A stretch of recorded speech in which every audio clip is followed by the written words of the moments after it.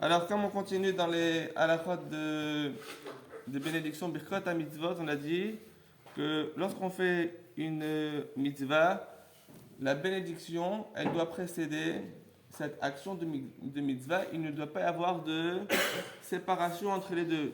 Bénédiction, et on juxtapose l'action à la mitzvah. Alors, il faut savoir que dans la Gemara, dans la Seret Psachim, pour nous montrer comment il faut juxtaposer la bénédiction à l'action, la Gemara, le Talmud, elle a une question à savoir comment il faut réciter les bénédictions. On sait qu'on a deux sortes de bénédictions. Baruch Ata Hashem, béni sois-tu l'Éternel. Après, c'est l'Éternel, c'est déjà en français, parce qu'en fait, on sait que le nom d'Hachem, Adonai, comment on l'écrit? Yud, He, Vav, et après le He. Si on prend le nom de Dieu avec Yud, Ke, Vav, Ke, eh bien, à l'intérieur du mot, il y a Haya, il était, Hove, il est au présent, Ihye, il sera. Vous allez me dire comment s'écrit Ihye, il sera dans le mot Yud, Ke, Vav, Ke. Il nous manque un Yud. Réponse, on a un Yud déjà, on a un He, on a un deuxième He à la fin, et le Vav au milieu c'est 6, d'accord? Le Vav du milieu c'est 6, et si on prend maintenant les 4 lettres du mot Yud, Ke, Vav, Ke, 6 plus 4, ça fait 10. Donc dans le nom de Dieu, il est écrit qu'en fait Dieu il est éternel, il était, il est et il sera. Donc quand on veut traduire cette bénédiction en français, donc le nom de Dieu Yud, Ke, Vav, Ke, c'est l'éternel. Donc béni sois-tu l'éternel, Elokeinu notre Dieu, Melech HaOlam, le Dieu de l'univers,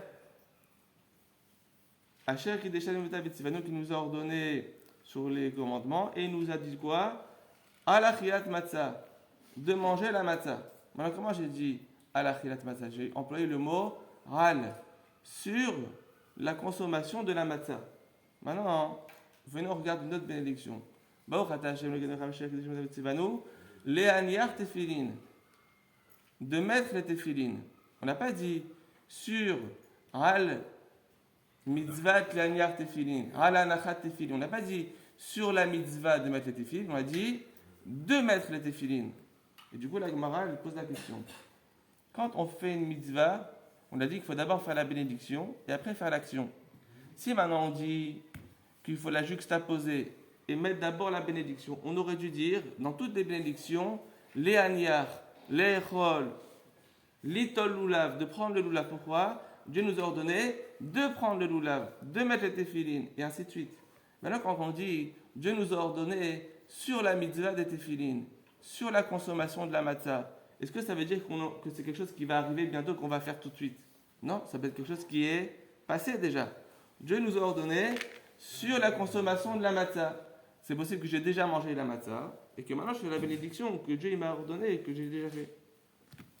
Donc la Gemara, elle a justement une question à savoir, est-ce que la bénédiction qu'on dit avec le lamed ou avec le ral, elle vient nous donner une indication sur le fait qu'on peut faire une mitzvah avant même sa bénédiction. Réponse de la Gemara, même quand on emploie le mot ral achilat matzah, sur la consommation de la matzah, c'est aussi quelque chose dont il s'agit sur le futur, sur la consommation de la matzah, c'est-à-dire que cette mitzvah que je vais accomplir maintenant, c'est pas sur le passé, c'est sur le futur.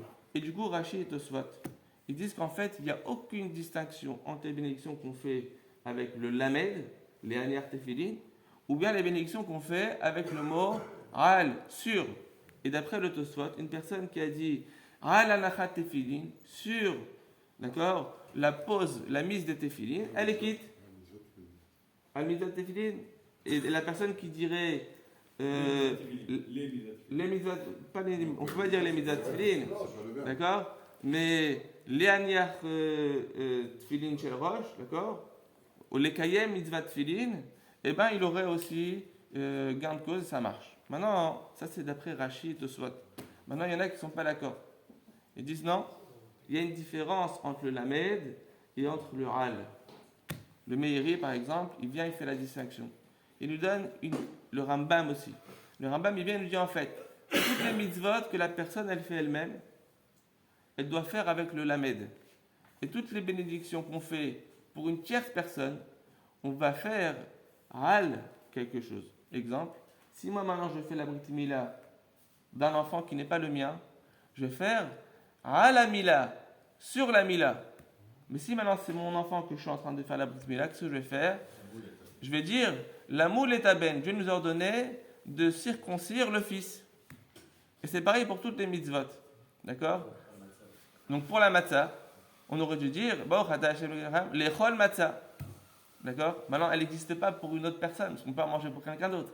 D'accord? Mais dès qu'on va acquitter une autre personne, on fera avec le mot al. Vous lui mettez une mezouza, vous direz al givat mezouza. Alors que quand c'est pour vous, vous allez dire ligvoa mezouza. Ça, c'est d'après le Rambam.